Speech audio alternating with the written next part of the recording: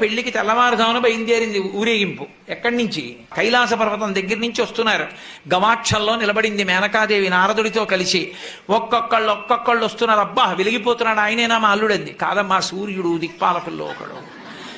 ఆ వెనక వస్తున్నాడు. ఎవరో బాబాయ్ నల్లగా ఉన్నాడు దున్నపోత మీద, ఆయన ఎవరా? మీ అల్లుడు కాదు, బెంగ పెట్టుకోకు, యమధర్మరాజు గారు. ఆ వెనకాతలు అబ్బా చల్లగా ఎంత బాగున్నాడో, ఎవరు? చంద్రుడు, మీ అల్లుడు కాడు. ఈయనెవరోనయ్యో చాలా అందంగా ఉన్నాడు, ఎర్రగా ఉన్నాడు, కాంతులీనుతున్నాడు, బ్రహ్మగారు. మీ అల్లుడి దగ్గర పురోహితుడమ్మా, పెళ్లి చేయడానికి వచ్చే బ్రహ్మగారు ఆయన మీ అల్లుడు కాదు.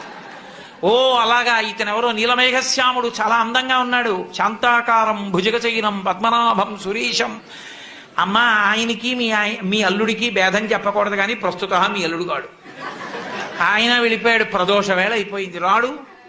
వెడుతూనే ఉంది ఊరేగింపు. వస్తున్నారు మగపెళ్లివారు. అలా ఆఖరికి ఒక ఆయన వచ్చాడు. చుట్టూ భూత ప్రేత పిశాచాలున్నాయి, ప్రమదగణాలున్నాయి, మధ్యలో దిగంబరంగా తాండవం చేస్తూ వస్తున్నాడు. అడగలేదు మేనకాదేవి ఆయన అల్లుడా అని. నారదుడే చెప్పాడు, ఆయనే మీ అల్లుడమ్మా అని మెట్లు దిగి వెళ్ళిపోయాడు.